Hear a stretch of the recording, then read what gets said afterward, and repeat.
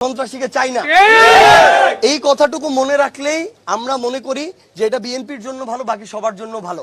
হয়তো আমরা সংখ্যায় কম থাকি, কিন্তু সেখানে আমরা রক্ত দিয়ে এসেছি, কিন্তু সেই জায়গাটা আমরা ছাড়ি নাই, আমরা আপোষও করি নাই।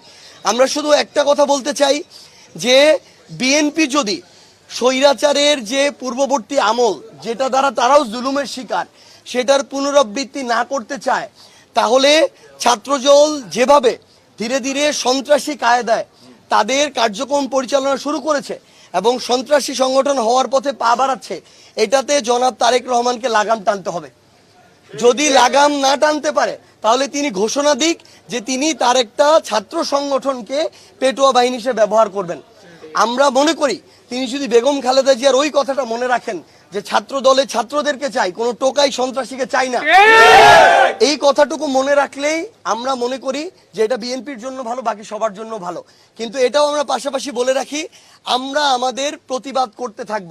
প্রতিবাদের ভাষা এক একজনের এক এক রকম হবে, জনগণ নির্ধারণ করবে জনগণ কোনটা গ্রহণ করবে কোনটা করবে না। আপনার কোনো কথায় যদি দ্বিমত থাকে, আপনিও আপনার জায়গা থেকে দ্বিমত প্রকাশ করেন, সিদ্ধান্ত জনগণ নিবে যে জনগণ এই কথার সাথে একমত হয় কি হয় না। না, তারা তাদের জায়গা থেকে দলীয়ভাবে প্রতিবাদ জানিয়েছে, কিন্তু আমরা মনে করি যে এটা দল হিসেবে তো আমাদের একটা লড়াই, এবং এই লড়াইটা আমাদের লড়তে হবে। এর মধ্য দিয়ে আমরা দল হিসেবে আরো পরিণত হব, আরো সুসংগঠিত হব, আরো বড় হব, এবং আমরা ওই লড়াইটা করতে চাই। প্রশাসন খুব স্বাভাবিকভাবে আমরা ওই দিনও দেখেছি এবং গতকালকেও দেখেছেন আপনারা, প্রশাসন ছিল এখানে পক্ষপাতমূলক। প্রথমে একটু নীরব দেখছিলাম, পরে দেখলাম পক্ষপাতমূলক হয়ে গেল। এমপির কথা অনুযায়ী প্রশাসন সিদ্ধান্ত নেয়, সরকারের কথা অনুযায়ী প্রশাসন সিদ্ধান্ত নেয়।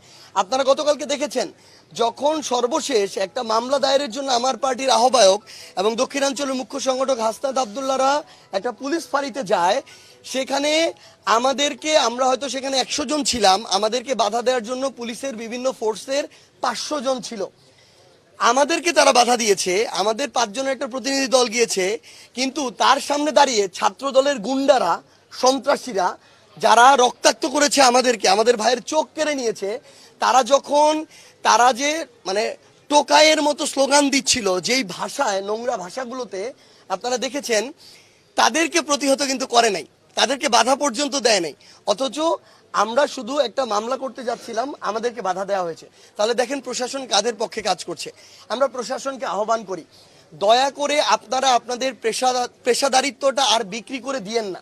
যদি এটা করেন, হয়তো এমন হবে আগামীতে বাংলাদেশ পুলিশ নামক এই প্রতিষ্ঠানটা বাংলাদেশে আর থাকবেই না, মানুষের সামনে কোনোদিন মাথা উঁচু করে দাঁড়াতে পারবে না।